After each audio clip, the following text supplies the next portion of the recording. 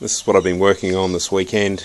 It's a chicken tractor, and the reason I need this is because this dog that's lying down here has decided that it's a really good idea to eat chickens. So now I have decided that the chooks are all going to be in a chicken tractor, and I've got plenty of beautiful green grass around the house, so they'll be able to fertilise and eat that and get moved every day. So what I've done is I've got some 45mm by 75mm pine. It has been treated, but it's not CCA, so it is a copper product, but it doesn't have the arsenic in it. But even still, I'm going to paint over the top of this with some house paint to seal it in. So it's pine, 75 by 45mm pine. In that direction the side runners are 3 meters, and then across the front and back it's 1.5 meters. So it's basically 4 pieces of timber 3 meters long that have made this up. 2 for the sides, one of them cut in half which is done each end, and then another piece which I've used for corner braces. It's all screwed together,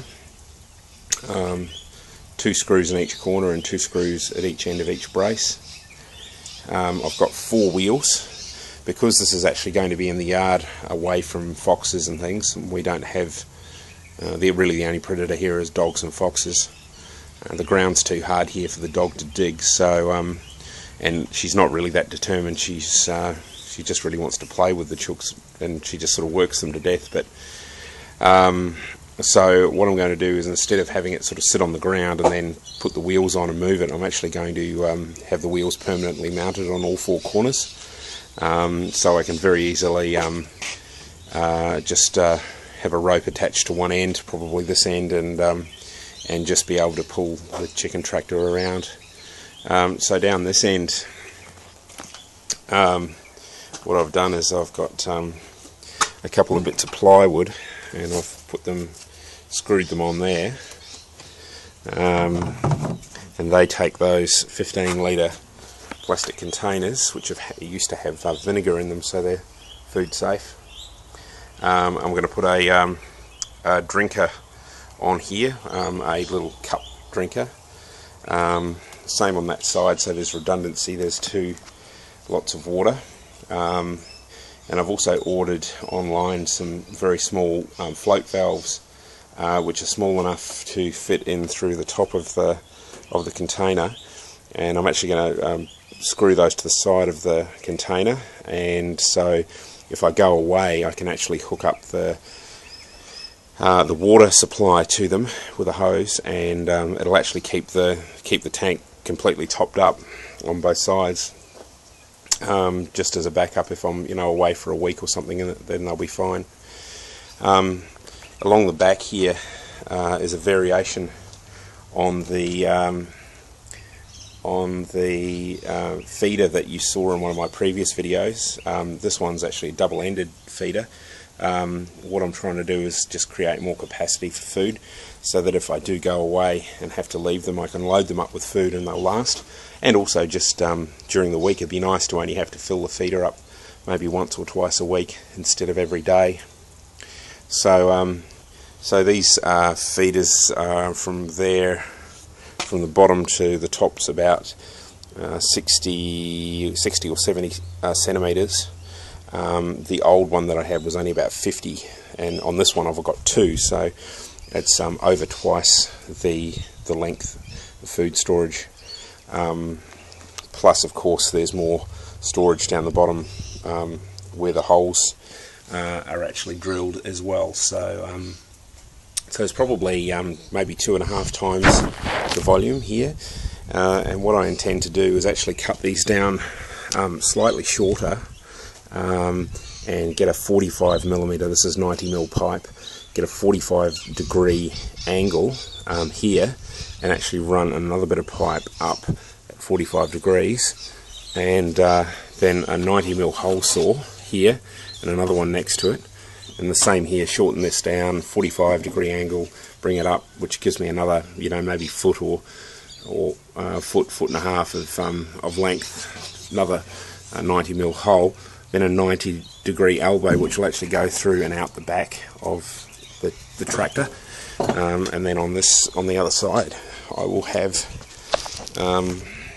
so these two tubes coming out here. I'll then put a 90mm angle on that comes up, and another one there, and then if I go away I can actually slide on. That'll obviously have a cap on top to keep the rain out, and that's where you'll fill the grain from.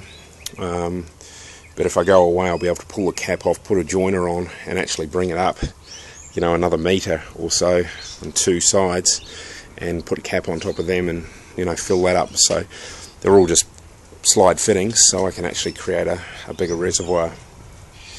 So down this other end,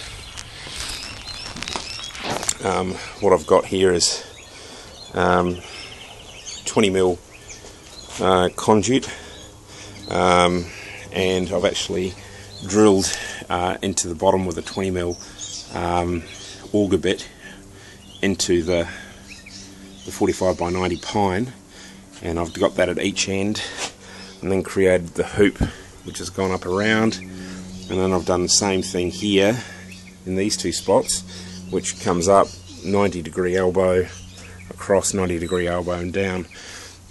So when I get a bit more conduit when the store's open tomorrow, I'm actually going to create a door inside here with these, one there and one down there, and obviously two side bits, and then I'll hinge them and put a bolt top and bottom down this side, and that will actually will create a door opening which is big enough for me to be able to crawl through into the cage if I have to get in there.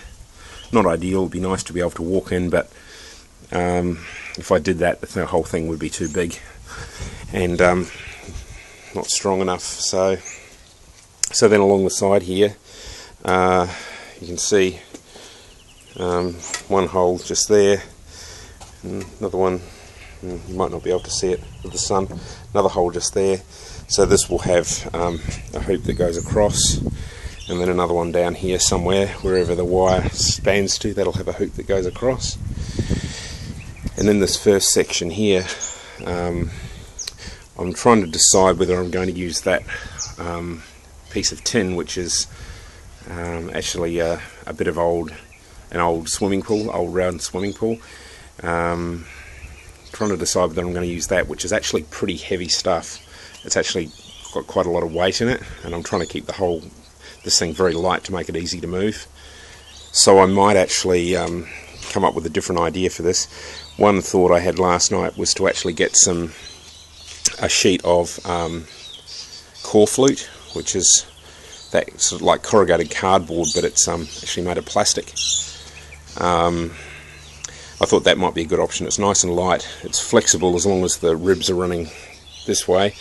I can bend it over, it'll nail quite nicely along the bottom two sides, and around the top I can run some construction adhesive to glue it, and possibly even glue it to this band as well, if not maybe screw it in 2 or 3 places. I thought that would be good because it's nice and light. It's white as well, which I'll get the white stuff so that it's reflective for the heat, and it's also insulated because it's 2 pieces of plastic either side with the corrugation in the middle, and which means there's an air gap, which means it will provide some level of insulation from the heat and also from the cold if we have a frosty morning. So anyway, that's where my thinking is at the moment. We'll just wait and see how it progresses. It's been going for a couple of weeks now. I've just sort of been doing a little bit each day, which is good because my initial plan, like none of this was sort of in the initial plan, and sort of as I've thought about it each day and done a little bit and then thought about it, it's sort of progressed quite well.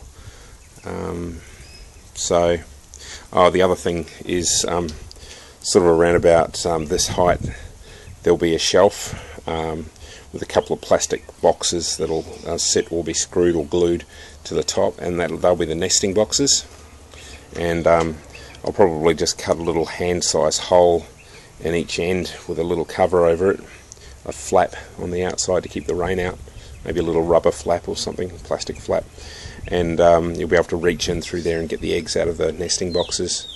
And then back here I'm going to come up with a little bit of this framing timber, come up about maybe a foot and a half and across, and then back down again, and that will be the perch, which will be undercover. So they'll have water, perch, food, and enough, obviously with the water topping up and the food, extra tubes. I'll be able to leave them for, you know, potentially up to a week, and know that they're going to be okay. And then yeah, and the perch across here. So, and then they'll have all this beautiful green grass that they'll be able to eat as well, and very easy to move. So that's the plan. We'll give you another update later once I do a bit more.